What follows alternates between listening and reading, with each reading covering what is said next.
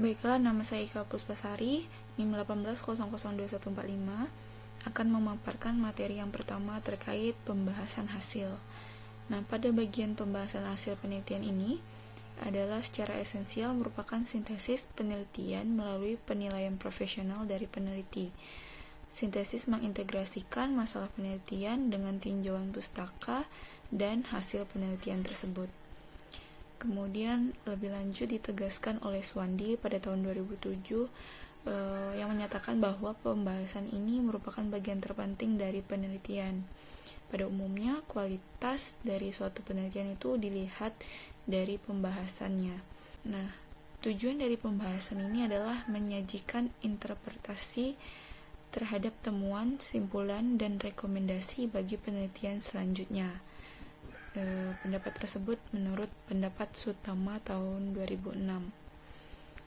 Nah, menurut Dwi Loka dan Riana tahun 2005 juga menegaskan bahwa tujuan pembahasan adalah yang pertama, menjawab masalah penelitian atau menunjukkan bagaimana tujuan penelitian dicapai. Yang kedua, menafsirkan temuan penelitian. Yang ketiga, mengintegritaskan temuan penelitian dalam kumpulan pengetahuan yang telah mapan. Yang keempat, memodifikasi teori yang ada atau menyusun teori baru. Yang kelima, menjelaskan implikasi lain dari hasil penelitian, termasuk keterbatasan penelitian. Nah, dalam pembahasan itu terdapat subbagian pembahasan, yang mana menurut Hartono tahun 2002, subbagian pembahasan yang baik itu berisi unsur-unsur seperti yang pertama, tinjauan tentang hasil penelitian yang penting. Yang kedua, pertimbangan mengenai hasil penelitian yang ditinjau dari studi penelitian yang ada. Yang ketiga, implikasi-implikasi mengenai studi tentang teori-teori baru. Yang keempat, pengamatan yang cermat tentang hasil penelitian. Yang kelima, keterbatasan penelitian yang memungkinkan mempengaruhi validitas atau penggeneralisasian hasil penelitian, saran-saran untuk penelitian lebih lanjut, dan implikasi penelitian bagi profesional atau bidang terapan. Dalam Gladstone dan Journey tahun 2005 menyatakan bahwa subbagian pembahasan yang sering terjadi itu ditemukan beberapa kesalahan. Yang pertama diantaranya analisis data harus sudah dipaparkan secara sistematis pada bab hasil analisis data. Kemudian jangan mengulang dan merumuskan kembali hal-hal yang telah ditulis. Yang ketiga, cenderung umum di kalangan peneliti atau mahasiswa adalah menyajikan semua kritikan yang ada terhadap penelitian. Kemudian jangan menawarkan rekomendasi yang panjang. Kemudian jangan menganjurkan penelitian yang akan datang yang sebenarnya mudah dapat dilakukan.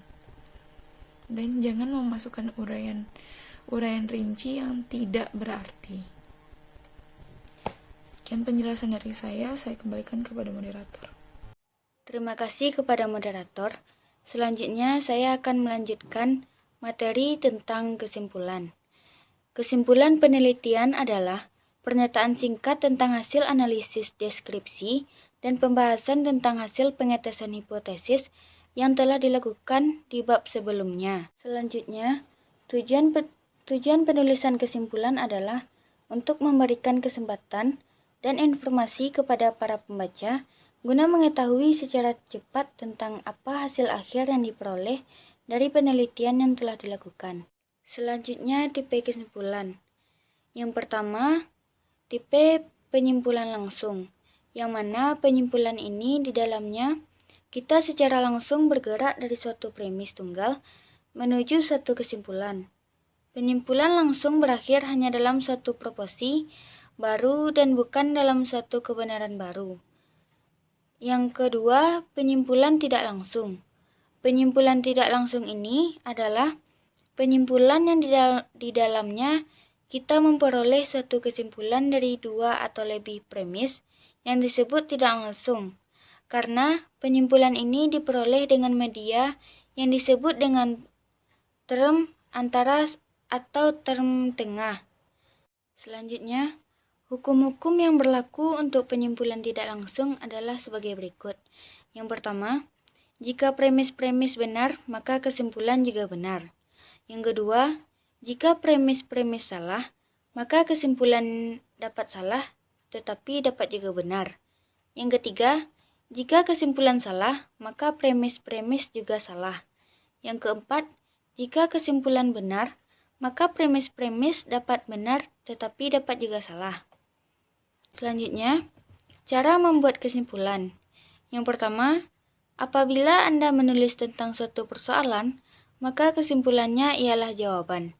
Yang kedua, apabila Anda menulis tentang suatu masalah, yang misalnya pembicaraan, maka kesimpulan yang harus Anda capai ialah suatu rancangan tindakan.